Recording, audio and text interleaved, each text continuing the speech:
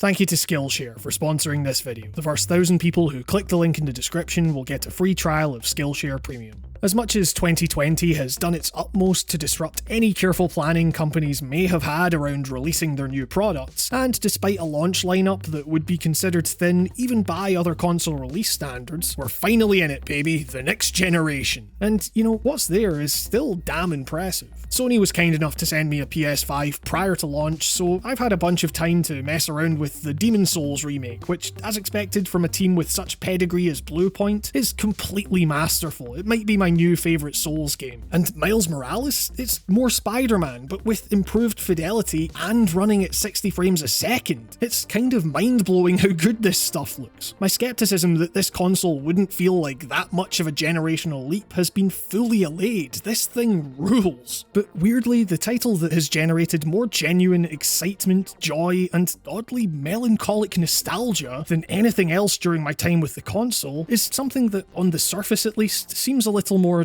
understated. Hell, dare I say, unremarkable. It's a tech demo, the kind of experience I usually envision as fairly sterile, singular, mathematical, more focused on how many particles can fit on screen at one time than any real substance. And indeed, Astro's Playroom comes pre-installed with every PS5 and is a mechanically standard, if incredibly pretty, 3D platformer. In the hour or so it will take you to beat, you jump on the things, you hit the things, you collect the things. It's designed first and foremost to show off perhaps the defining feature of the new hardware, the increased haptic feedback and adaptive triggers of the DualSense controller. As we'll come on to though, for me it ends up being so much more than that. For sure, a large part of the reason Astro's Playroom is so cool on a surface level is because it is a remarkably well thought out means of selling you on this already impressive tech. We've become acclimatized to the low hum of rumble accompanying our play sessions over the years. The feeling is usually consistent across an entire controller, remaining more or less the same level of force whether we're jumping down from a ledge or setting off an explosive. But the DualSense is a whole other beast entirely. While I'm no engineer and so don't necessarily understand the mechanisms driving it, the sensation here is actually fairly simple to describe. Thanks to updated motors, the DualSense allows for much greater headroom in vibration intensity, allowing developers space to finely craft a more dynamic, more directional kind of rumble. And it's great, providing a far more novel experience than I thought was possible from controller shake. From the menus alone, you can tell that Astro is cranking the intensity of feedback to 11. Even selecting options is made so exciting thanks to the ferocity of the punch you feel in your hands. And once you're actually in the world, you realise that every single thing in this game has its own vibration profile that leads to a delightful rush of sensory information shooting through your palms at every moment. More impressive than the expected tidal waves rushing at you as the different PS5 components open up to present new levels is the subtleties you notice when walking on wood compared to metal. The former presenting a more dampened, wider vibration, the latter representing a much sharper stab, focused on a more particular area at the bottom of the DualSense handles that really sells the metallic tap of each step.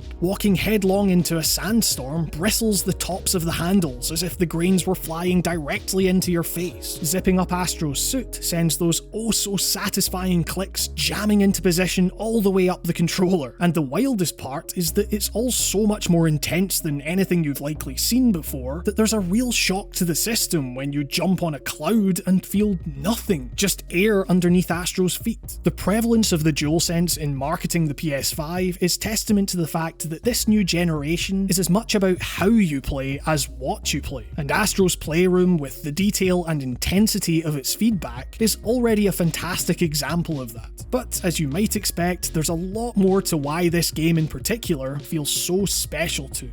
Because, you know, tech is tech. It's the kind of thing that, despite how cool it is to feel all these different sensations, I could experience in 5 minutes, think, cool, got it, and then move on to the real games. But that's the thing, Astro's Playroom is a real game, one absolutely brimming with personality and secrets. This is more than a tech demo. It compelled me to meaningfully reflect on a major aspect of my life, my love of the medium and how that has progressed over time. Because more than anything else, Astro's Playroom is a sincere celebration of all things PlayStation. Most obviously, you see this in the game's visual references to PlayStation franchises new and old. Through the medium of these completely lovable and expressive little robots, the team manages to create these surprisingly funny dioramas, framing Astro's Playroom not only as a navigation of the different components of the PS5, but a series of sets, where these iconic moments right through PlayStation history, some more memorable than others, are being filmed by an often extremely dedicated crew. You're not going to find quite the number of hidden collectibles you would in, say, Mario Odyssey, but Playroom inspires a similar exploratory impulse, and the resulting discoveries are far more meaningful for their careful curation, reflected in just how ravenously I would seek out every little snippet I could off the beaten path. It was crazy to see just how obscure some of this stuff got.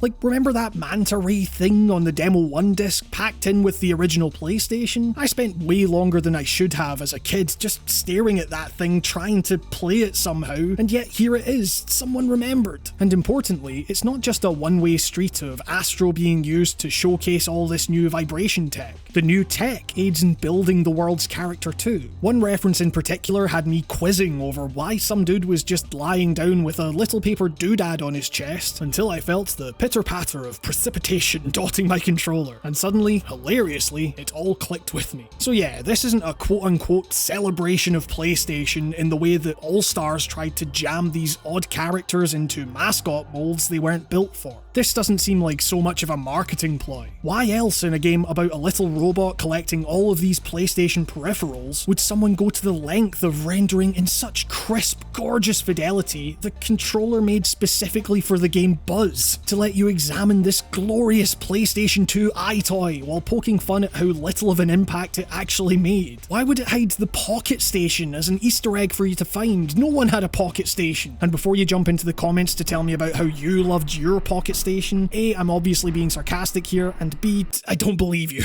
Astro's Playroom is about recognising how far this tech has come, sure, but it also doesn't shy away from the weird experiments, the failures of the platform, as well as the successes. It gives younger players an insight into what life was like when you had to source a boomerang to connect in-game with your pals, and it was a surprisingly awe-inspiring thing examining these incredibly detailed models of this gear, of seeing this museum of PlayStation memorabilia building up around me and towering over little Astro. You know, I grew up with all of this stuff. I remember the silliest trinkets of all, the Pocket Station, the stuff that you look at now and think, why?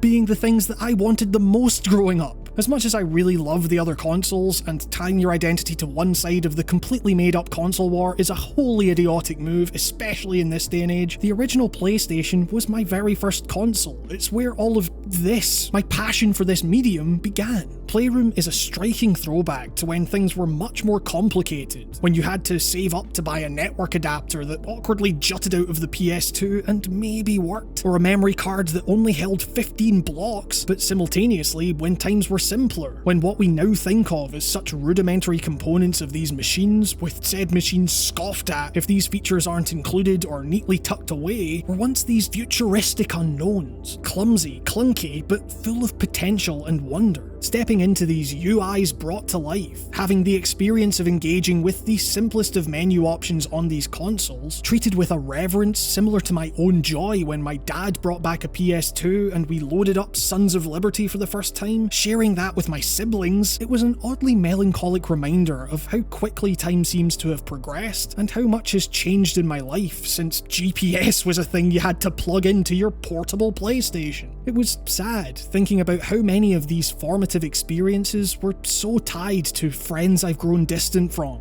family I can't see right now. But in these chaotic times, there was some comfort in reflecting on all of that. And as exemplified by an ending sequence that I won't spoil but had me beaming from ear to ear and cackling with joy, it seems like it was a similar story for the team at Sony, who have poured so much into the platform over the decades. While the haptic feedback that Astro's Playroom is showcasing allows us to more fully connect with the many games we'll get to play this generation, this game itself allowed me to connect to my own gaming past, to reflect on the people I shared it with, experience a childlike joy I haven't really felt in a while, especially now that games are kind of my job. And beyond all the tech and resolutions and frame rates, if the next gen has the potential to create more experiences like this in unexpected places, then I could not be more excited for what's to come. But for now, let me get you excited about today's sponsor, Skillshare. Skillshare is an online learning community for creative and curious people, where millions come together to take the next step in their creative journey. Explore new skills, deepen existing passions, and get lost in creativity with Skillshare's inspiring online classes, on topics including illustration, photography, video, design, and more. Were you as charmed as me by the delightfully expressive animations found in Astro's Playroom? Then you might enjoy a class like Simple Character Animation by Fraser Davidson, which will take you through the whole process of designing, building, rigging, and finally animating your character. What's more, Skillshare offers classes designed for real life and all the circumstances that come with it. These lessons can help you stay inspired, express yourself, and introduce you to a community of millions, all for less than $10 a month with an annual subscription. And because Skillshare is sponsoring this video, the first 1,000 people who click my link in the description will get a free trial of Skillshare Premium, so there's no risk to checking it out for yourself, and you'll really be helping the channel in the process. Thank you to Skillshare for sponsoring this video, and I hope you all enjoyed this piece about Astro's Playroom. I'd like to sincerely thank my patrons here. It's your continued support during this weird time that allows me to keep making videos, and I can never thank you enough for that. If you've enjoyed any of the videos and want to help the channel continue so I can keep making more, you can directly help out, as well as get things like early access to ad-free video uploads by heading to patreon.com/writingongames and pledging only what you feel comfortable with. I'm immensely grateful for your support in whatever form it takes. And while you're at it, maybe check out the podcast I do with my friend Nico over at anchor.fm/writingongamescast. It's a lot of fun, and we'll have a lot more next generation talk to come. Special thanks go to Mark B. Writing, Artyom Vitsyuk, Leah Chinello, Henry Mielek, Bryce Snyder, Lucas, David Björk, Winter, Timothy Jones, Hebe Amori, Jesse Ryan, Hokius, The Nameless Guy, Tommy Carver-Chaplin, Dr. Motorcycle, Ham Migas, Shardfire, Rob, Anna Pimentel, Spike Jones, Dallas Keane, and Charlie Yang. And with that, this has been another episode of Writing on Games. Thank you so much for watching, stay safe, and I will see you all next time.